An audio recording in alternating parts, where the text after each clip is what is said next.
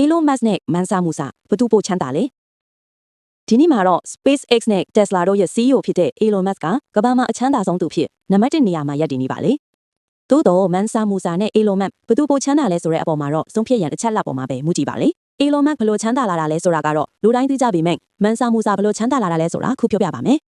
Mansa Musa ကိုတမန်ကအကြီးဆုံးအချမ်းသာဆုံးလူအဖြစ်သတ်မှတ်ကြတာကသူ့ရဲ့ခေတ်က Mali Empire ရဲ့အလွန်ကျယ်ဝန်းမှုကြောင့်ဖြစ်ပြီးတန်ရွှေငွေစသည့်ထွက်ကုန်အရင်းမြစ်များကြောင့်ဖြစ်ပါတယ်Mansa Musa ဦးဆောင်ခဲ့သော Mali Empire သည်အာဖရိကအနောက်ပိုင်းကဝါမနေတောင်စီရွှေတောင်တန်းတွေ Niger River ကကုန်သွယ်ရေးလမ်းကြောင်းအနီးရှိရွှေတူလောင်ခန်းအကြီးစားနေရာတွေကိုကင်တွယ်ထားခဲ့ပါတယ်။ Mali တိုင်းပြည်ကရွှေထွက်နှုန်းဟာကမ္ဘာလုံးဆိုင်ရာရွှေထုတ်လုပ်ဈေးတန်ဖိုးရဲ့ 50% သတ်မှတ်ခံထားရဆိုရင်မှန်ပါတယ်။သူ့နိုင်ငံကထုတ်တဲ့ရွှေစားပစ္စည်းတွေကိုပထဝီစာလုံးကြီးတစ်ခုနဲ့ဈေးကွက်တင်နိုင်ခဲ့ပါတယ်။နှစ်ကူတန်းကုန်သွယ်ရေးလမ်းကြောင်းကိုထိန်းချုပ်နိုင်ခြင်း Mali Empire သည်အာဖရိကသမိုင်းထဲက Trans-Saharan Trade Routes ကိုကင်တွယ်ခဲ့ပြီး Islamic ကမ္ဘာအာဖရိကယူရိုပအကြားရွှေစားစက်ကူကြောင်နီတန်ကူးတန်းရနေရာများကိုထိန်းချုပ်နိုင်ခဲ့ခြင်းကြောင့်ဖြစ်ပါတယ်။ထို့ကြောင့်တိုင်းပြည်အမြတ်ငွေတနာလီမပြတ်ရနေခြင်းကြောင့်အစိုးရစီးပွားရေးကြီးထားလာခဲ့ပါတယ်။နိုင်ငံတရားရေးစနစ်ပညာရေးဗန္ဒာရေးစနစ်အထိတိုးတက်လာခဲ့ပါတယ်။တောင်ဘေးဝန်းအာဏာအင်အားကောင်းမှုMansa Musaသည်ကုန်သွယ်ရေးလမ်းကြောင်းအခွင့်စနစ်ကိုတင်းကျပ်စွာဆောင်ရွက်ခဲ့ပါတယ်။ဝင်ကုန်တင်လာသည့်ကုန်သည်တို့များထံမှအခွင့်ကောက်ခံခြင်း